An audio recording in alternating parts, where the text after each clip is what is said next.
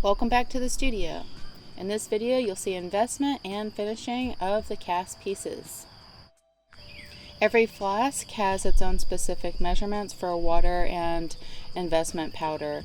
You can look at my other video on investment to see this chart and the exact measurements I'm using in this video.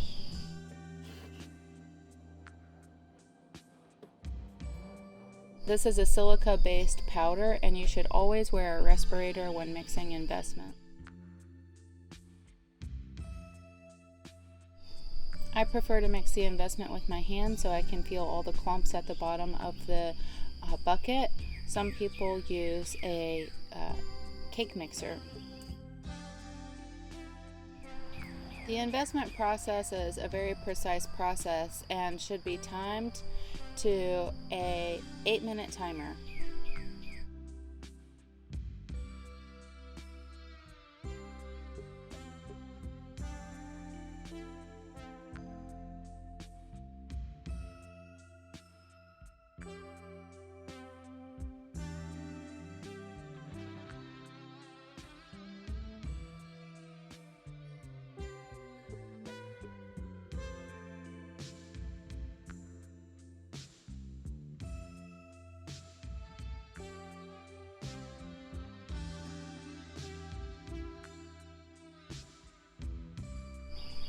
Never put investment down the sink, always put extra investment in the trash can.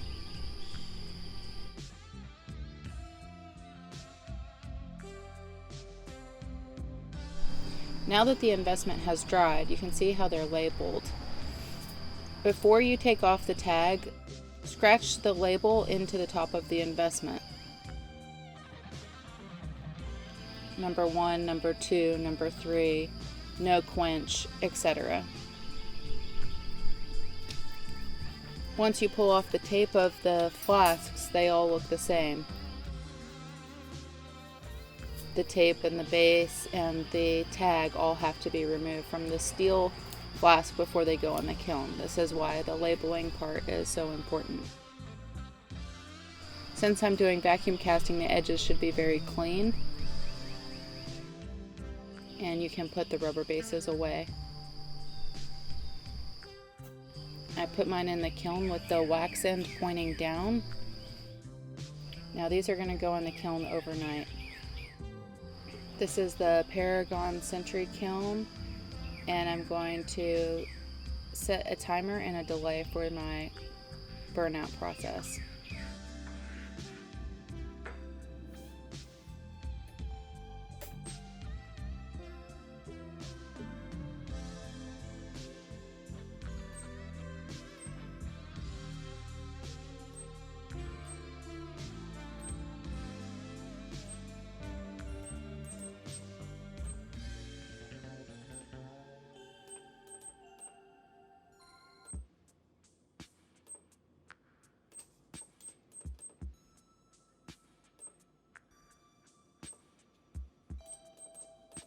Here I am setting an alarm on my phone to figure out what time to set my delay for the kiln, since I don't want my kiln to turn on until around 12 a.m. to start the burnout process.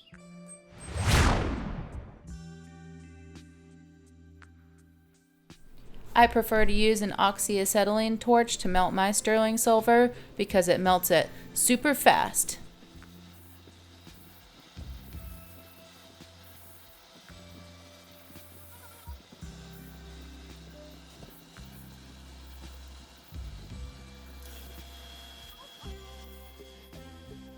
And you're going to pour the metal directly into the flask on the vacuum table. Always release the pressure on the vacuum table before turning off the vacuum.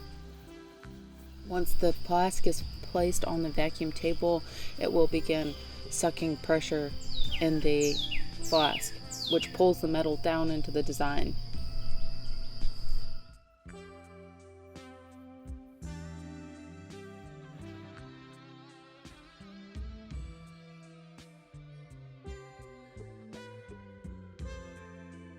Because some of these flasks were cast in place gemstones, they cannot be quenched. and they will cool slowly on the steel table until they're cool enough to handle, and then they will be hammered out from the flask.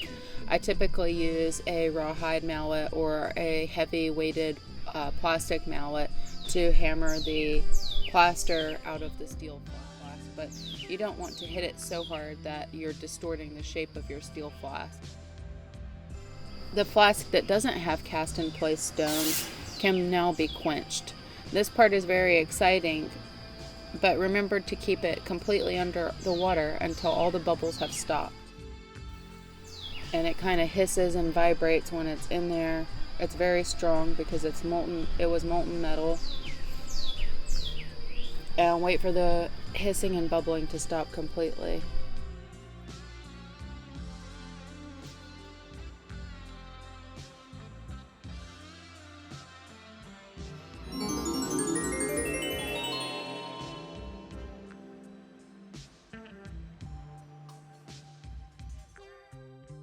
So once the pieces are cast, you should clean them completely and remove all the investment, and then you can put them in the pickle to clean them. Pickle is a type of jeweler's acid used to remove fire scale.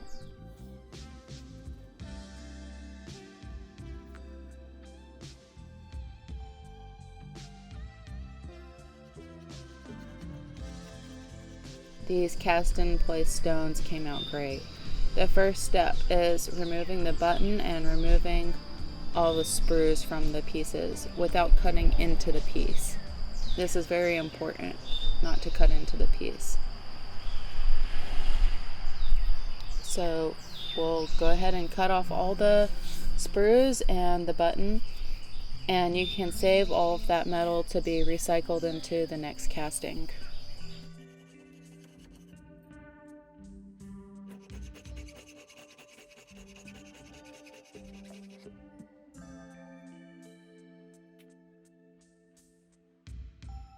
The flashing in a lost wax casting can be removed very, very easily if you just use snips, as snips will not leave as much of a tool mark as a file would.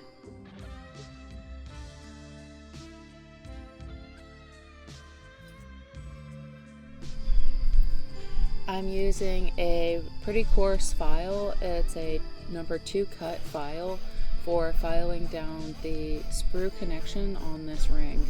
You can see that I hold it firmly against the bench pen and push the file forward with a forward cutting motion.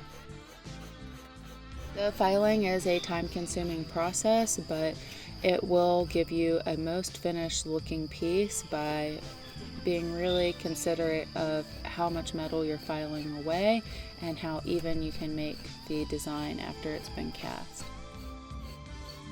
Every single piece of jewelry that I cast is finished this way by hand by me in my workshop. I am a one-woman workshop and sculpt the pieces and waxes myself, invest them myself, and then finish them all myself. I do offer lost wax casting classes to people living in Wilmington, North Carolina. It is a 2-day class, and I cover this technique, and you will leave with a finished piece of jewelry that you sculpted yourself. If you're interested in this class, please email chelsealeemetals@gmail.com. Thanks so much for watching this video and learning more about this ancient process.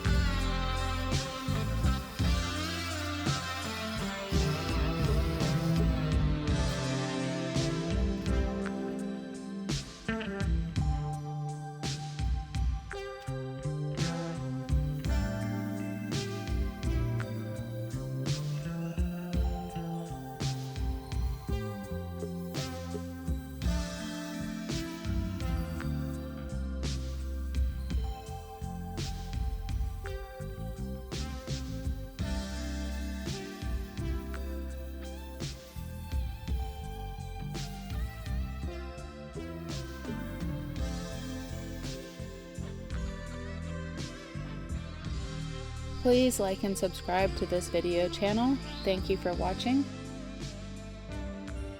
Shop ChelseaLeeMetals.com.